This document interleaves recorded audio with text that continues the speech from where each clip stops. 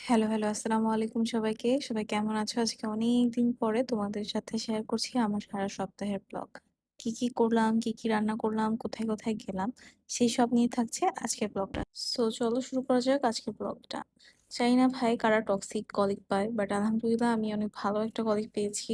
আমার প্রত্যেকটা কলিগই অনেক ভালো। সেদিন আমাদের অনেক সুইট খেতে ইচ্ছে করছিল। সো আমরা চলে গেলাম টি ফর ডোনাটস এ। এন্ড ভাই ওদের রিলস গুলা দেখতে লিটারালি আমি পাগল হয়ে গেছি। আমরা ২ জনে দেন গেলাম।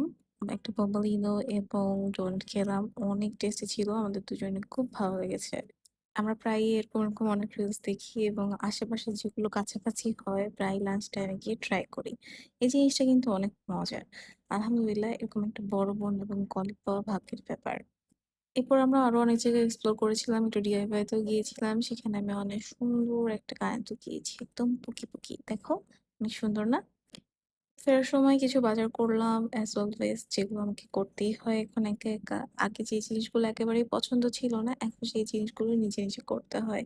তারপরেও সবকিছুর জন্য আলহামদুলিল্লাহ তোমরা সবাই আমার জন্য দোয়া করবে যেন একা সবকিছু সামলে নিতে পারি। ওইদিন রান্না করছিলাম সর্ষে ইলিশ আর গরুর মাংস ভুনা। ১ম বার যখন সর্ষে ইলিশ রান্না করেছিলাম আম্মুর মতো অতটা মজা হয় নাই। বাট এবার আলহামদুলিল্লাহ অনেক মজা হইছে।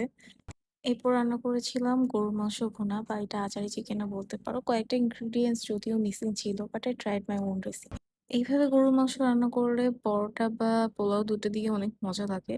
আমি একবারে বেশি করে রান্না করে রেখে দেই যেন আমার অন্যান্য দিন সমস্যা না হয়। জাস্ট গরম করো অ্যান্ড খাও। That's it. সো দেখো অলমোস্ট হয়ে গিয়েছে। এই টাইমে আমি কিছু আস্ত রসুন আর পেঁয়াজ দিয়ে দিয়েছিলাম। তো এভাবেই আমার মোটামুটি সারা সপ্তাহটা গেল। কাজ করে আর কাজ করে।